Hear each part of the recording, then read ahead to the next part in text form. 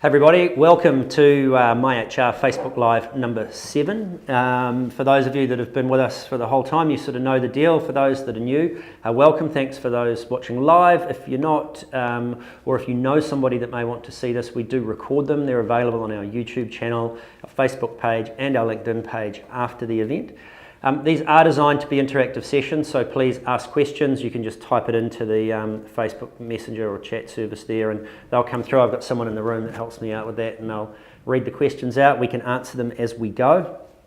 We'll jump straight into it. Today's topic, I brought notes for this one because we're dealing with the Holidays Act. And the Holidays Act is a very challenging piece of legislation, as all employers in New Zealand know. By way of context, about a month ago, I think, I heard on national radio that there was a sum of $39 million of unpaid holiday pay out there that had been identified by labour inspectors. That included a significant chunk with the police. It included MB, the Ministry of Business, Innovation and Employment. The ministry responsible for this law wasn't paying their employees correctly when it came to holiday pay. It included, I think, corrections were on that list. And then a whole bunch of private sector employers. Since then, of course, we've had the Smith City issue come up, and Bunnings recently announced, I think they've got an $11 million bill that they need to clear.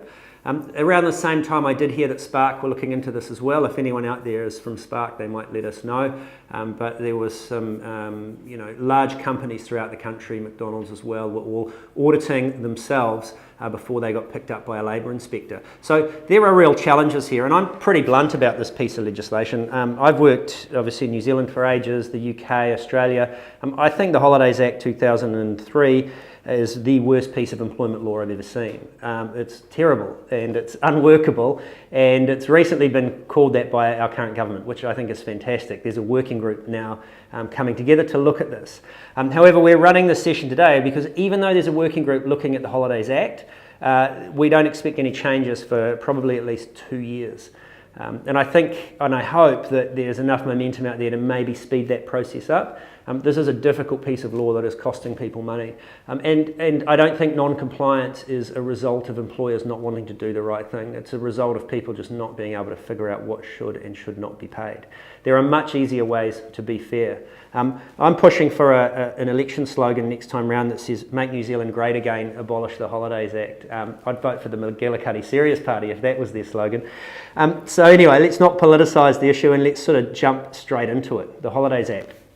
I'm going to start with annual leave and then we'll move into the other forms. What I'll try and cover today is entitlements and payments, because they're two slightly different things in the context of how this law works. So, annual leave or holiday pay. Every employee in New Zealand is entitled to 4 weeks holiday per year. That's permanent employees. Casuals receive them on a pay-as-you-go basis, genuine casuals, and some fixed-term contractors do as well. But most employees in New Zealand receive 4 weeks a year. Pretty easy, everyone gets that. We've understood that, it's been the norm now for 14 years. However, this is actually the first point of diversion and where the problem can start, because most payroll companies and softwares calculate leave in terms of hours or days, mostly hours. And that's because it is easier for them to calculate accruing leave when work patterns are variable than it is to just allocate weeks. But the law requires 4 weeks, and a week is defined by the employee's work pattern. So a week for a person who works Monday to Friday, 8 hours a day, is 40 hours. So 4 times 40 hours is 160 hours a year. For a person who works only on a Monday for 10 hours, a week for them is just Monday for 10 hours. Sounds kind of straightforward. Where it starts to get a bit wonky is when, say, that person on the 10-hour day picks up the odd shift here or there throughout the year, and so that needs to be factored in. So 4 weeks is the entitlement, I think you get that, but understanding what a week is critical. So let's then move on to how holidays are paid. Holidays are paid by calculating the greater of ordinary weekly pay or average weekly earnings. Okay, and again, I think most people get that. Yep, we understand it. Ordinary weekly, that's the last 4 weeks prior to the last pay run divided by 4, or 52 weeks from today or from when the leave's being taken divided by 52, right? So that's how we get to those calculations, but what is included in those calculations is often where we're finding employers have trouble. So let me give you some examples. In the average calculation, the 52-week calculation, you need to include all earnings. It's gross earnings. So the first thing you want to be doing is look at anything that's attracted PAYE. The IRD really help you out here. If it's a payment that attracts PAYE, it's classed as earnings. So if you're reimbursing an expense, let's say one of your staff took a client out for a coffee or a lunch and they paid for it on their own credit card, they put an expense claim in, you paid them back. The lunch cost $62.50, the $62.50 was paid into their account. That is not earnings. That does not get included in holiday pay. However, if that person earns, say, an annual bonus of 10 grand, that is included in the calculation over the 52 weeks, right? The 10 grand lump sum annual bonus, however, is not included in the ordinary weekly calculation. And the reason for that is, if, let's say, you got your 10 grand bonus, had leave the following week, and you divide the previous 4 weeks' earnings, you've got an extra $2.5K a week there that comes from that big bonus. So it's excluded from that payment. But equally, a couple of months down the track, if you were looking at ordinary weekly pay, the bonus would have by then disappeared. So the law wants you to include that one-off annual bonus in the calculation for leave. It therefore sits in the 52-week average. And so we often see those annual bonuses getting left out. And a word of caution around the term discretionary here. So genuinely discretionary payments are excluded. But something's not discretionary just because your employment agreement says so. So if you've got an employment agreement that says the employee is entitled to earn a $10,000 bonus every year, subject to their KPIs or part thereof, etc., etc., etc., the bonus is a discretionary bonus and may be paid at the sole discretion of the employer or something along those lines. Yet every year you pay it, or part thereof, and in years even when performance hasn't been great, you may pay only 1,000 of the 10, but it is part of a regular earnings cycle. It's not discretionary at all. The word discretionary in the employment agreement really has no meaning there, and if you look at the employment, the business.gov website or the MB website, there's some really clear guidance around this. The threshold or the scope for what is discretionary is quite narrow, and they encourage you to err on the side of caution. So bonuses are included. Allowances that are not reimbursements, so if you're paying someone a car allowance, if you're paying someone a shoe, a laundry, a safety gear, a tool allowance, they are included in holiday pay. Reimbursements are not, so if somebody buys tools and then you reimburse them for those tools, they may not be included in holiday pay. So you can understand how the 4-week entitlement is one thing, but then working out what people get paid is an entirely different thing. So that's leave, right? It's the greater of average or ordinary. And it is calculated at the time the employee goes on leave. So I hope that's sort of clear. It's a challenging act to understand. These are payments that are made when someone is taking leave. There is also with annual leave, the leave that you are accruing in the current year. And that is the leave that may be paid out to you when it comes time to resign or something like that. That is calculated at 8% of gross earnings. So there's a different calculation there again. If somebody wants to take the leave they are accruing in a current year, that is called leave in advance of entitlement, and that is then paid at the greater of average weekly earnings or ordinary weekly pay. So there's another sort of insight, I guess, to the complexity of how many different payments there are for this. One of the other things I'll say, the Holidays Act allows for payments or requires that payments for annual leave are made before the person goes on leave as a lump sum. However, you are allowed to contract out of this, and I recommend that you do. It just makes administration so much easier, right? And so it's just that clause in the employment agreement that says the employee agrees to be paid annual holidays at the time that they take them in the normal weekly pay cycle or whatever your cycle is. And that means you don't have to run a special off-cycle pay run every time someone takes a holiday.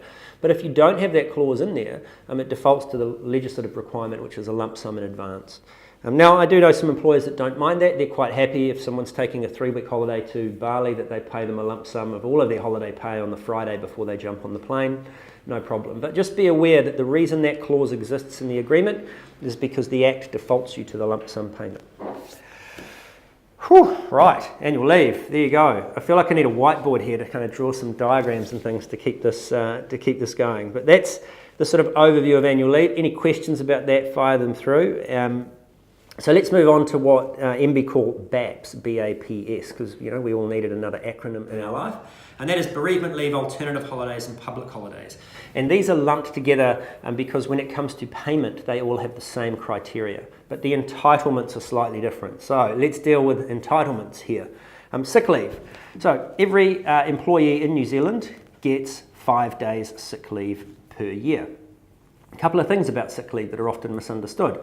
5 days is not pro rata. So if we go back to my earlier example with annual leave, and I mentioned that person who works a 10-hour on Monday and that's all they work, versus the person who works Monday, Tuesday, Wednesday, Thursday, Friday every week, in the sick leave scenario, the Monday person still gets 5 full days of sick leave. And so the calculation for that is obviously different to that of leave. In the world of annual leave, the sick entitlement for that Monday person is the equivalent to 5 weeks. So they get 5 Mondays off, right? So there is no pro rata of sick leave. Another area where it's often misunderstood is casuals also qualify for sick leave after 6 months in certain circumstances. And this is a real area where a lot of employers get caught out, and when they're audited, large back pay requirements are imposed on them. So if a casual has worked for you for 6 months, at an average of 10 hours per week, I've got to read this, at an average of 10 hours per week and at least 1 hour every week or 40 hours in every month, they qualify for sick leave. So please be aware of that. This idea that just by having a casual employee you're reducing your obligations or requirements for payment is sometimes a bit false. All right, and then sick leave accrues up to 20 days. So it carries forward any unused sick leave until you reach 20 days and then it caps out, unless you offer something more beneficial to that. But that's the minimum requirement. So that's the entitlement piece. So how are they paid? Sick leave is paid at relevant daily pay as a priority, right? So unlike annual leave where you have the greater of average or ordinary, sick leave, the first port of call is relevant daily pay, which is what the employee would have earned had they worked. And that's the starting point. If you cannot work out relevant daily pay, then you can use average daily pay, which is the last year or 52 weeks divided by the number of days or part days the employee has worked, including time off on paid leave. But average daily pay is a backup calculation if you genuinely cannot work out relevant daily pay. You don't do both and then pick the greater. So it always starts with relevant daily, which is what they would have earned had they worked. So in the case of the Monday person who works 10 hours on a Monday, if they call in sick on Monday, they get 10 hours pay and 1 day of sick leave is deducted. Now, this is another area, this is variable work patterns where I see employers get this stuff wrong. And in part, it's because, again, the payrolls like to calculate on the basis of accrued hours. If somebody has a fixed roster, let's say they do the 10 hours on the Monday, 4 hours on a Tuesday and 2 hours on a Wednesday. If that person is sick on the Wednesday, you pay them 2 hours and you deduct 1 full day of sick leave from their 5-day entitlement. If that person is sick on the Monday, you pay them 10 hours and you deduct 1 full day from their sick leave entitlement. Where I've seen this go wrong for some employers is the payroll might take that shift pattern, so it was 10 plus 4 plus 2, I think, so 16 hours, and divide those 16 hours by 3 and sort of pay an average. So if you do that, on the Wednesday you're overpaying the amount of sick leave you need to pay, and you will not have the chance to recover that if you're audited by a labour inspector. But on the Monday you will be underpaying and you will be required to pay that money back to the employee. Go back 7 years and look at all employees past and present and look for any other circumstances where you paid an amount that was not equivalent to relevant daily pay and pay it back. So please be aware of this relevant daily piece. You do not take those weekly hours and just average them like that. It can create real risk. Part days is an interesting one, and I often get asked about this. So sick leave, the Holidays Act does not allow for part days of sick leave. So by that I mean if an employee turns up to work, they work half a day and then they go home sick, the Act allows you by default to pay them the balance of that shift, so the 4 hours or whatever they needed to, and still deduct 1 full day of sick leave. But most employers that I know do allow for, and payroll systems allow for this as well, for part days of sick. So the deduction of half a day of sick leave and the payment of those 4 hours. The amount still needs to equate to an equivalent amount of relevant daily pay on a pro rata basis. But that is how you treat part days. The default position of the Act is a part day or a couple of hours or 1 hour sick leave can still be treated as a full day of sick leave for the purpose of deducting from entitlement.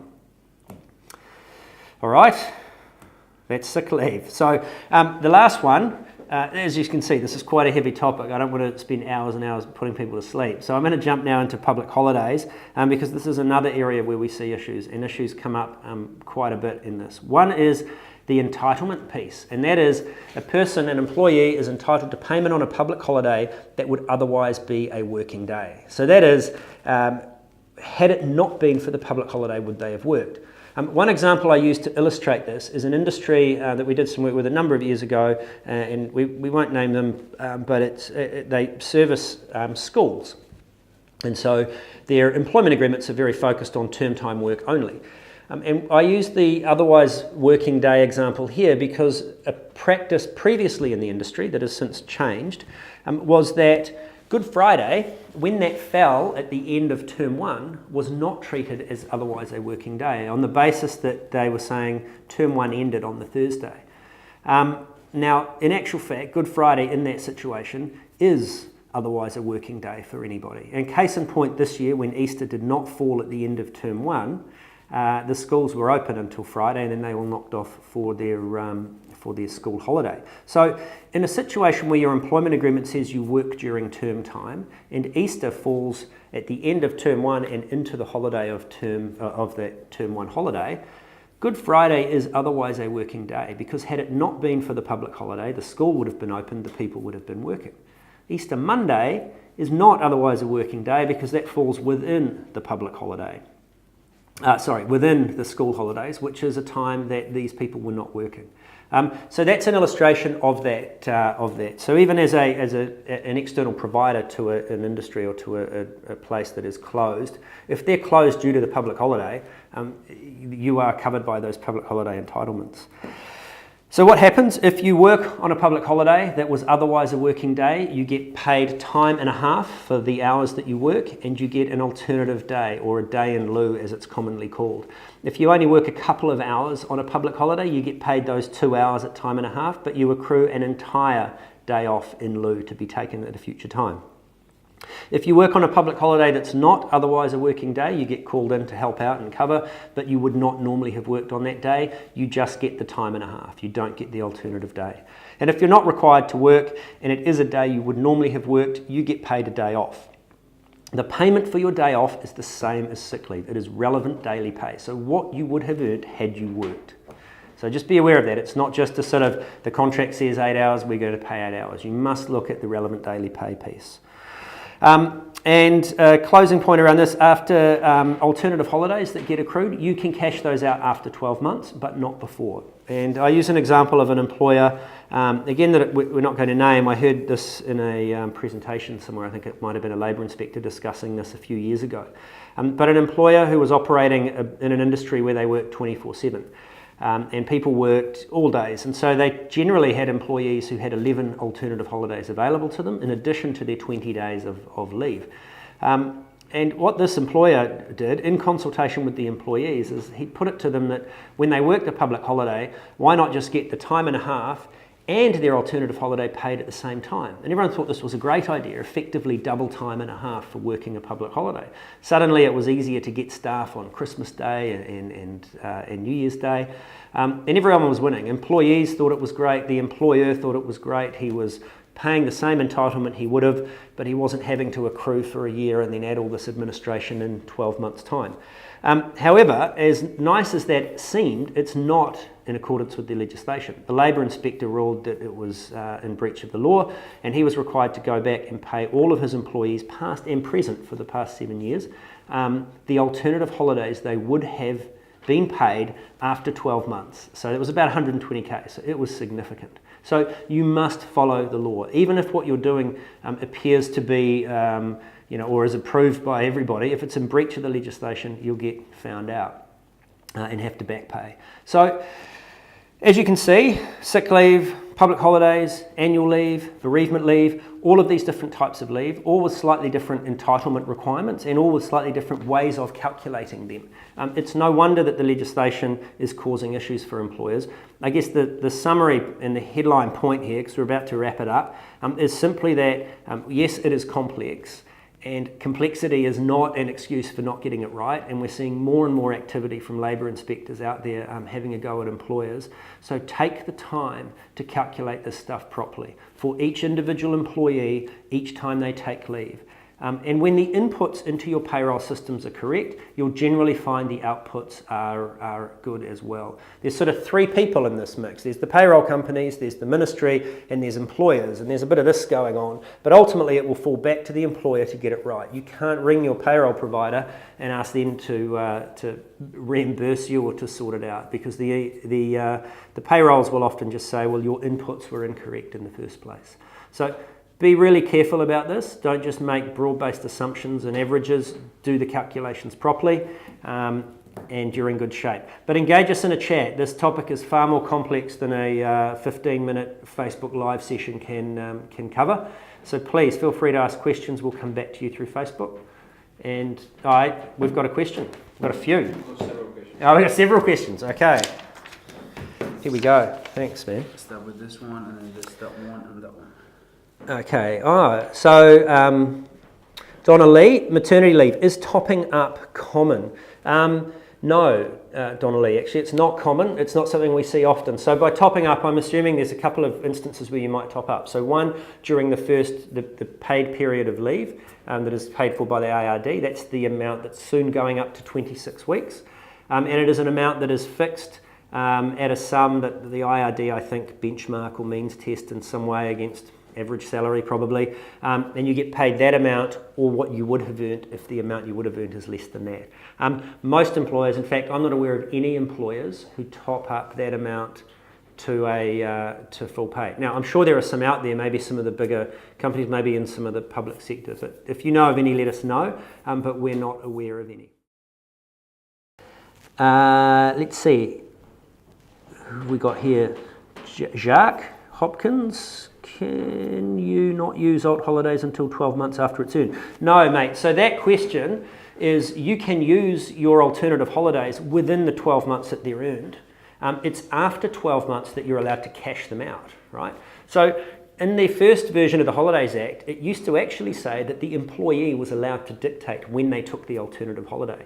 And that caused a few problems for employers, because you could effectively just say, I'm taking next Friday off, and away they went. Now the law says that alternative holidays, the treatment of them is the same as annual leave. So you have to apply at a time that won't unreasonably impact the operation of the employer. And the employer, while they have a right of refusal, they may not unreasonably refuse. So you are absolutely allowed to take your alternative holidays within the first 12 months. In fact, you can take them the following week if you want to. Deb, what happens if I earned a day in lieu and employment ceased unexpectedly without using it? Should they be paid out? Absolutely. So when you end employment, that's a really good question actually. So when you finish your employment, you are owed any alternative holidays or days in lieu that you have not been paid out. You are owed any annual leave that you have not used. So that is the leave you're accruing in the current year and the leave that is available to you. You are not entitled to payment for sick leave or bereavement leave. Unless, and the caveat was always, unless the employment agreement says something different around that. But as an absolute entitlement, those alternative holidays you accrue for working on a public holiday, they are yours. So once you leave employment, they should be paid out as part of your final leave payments. Hey, there were some really good questions actually, and like I say, please share this with your friends. It's a pretty contentious topic, and we'll try our best to answer your questions on Facebook. Look out for this on the YouTube channel, and keep an eye out for next month. Facebook Live number 8 will be coming out then. Thanks a lot. Bye.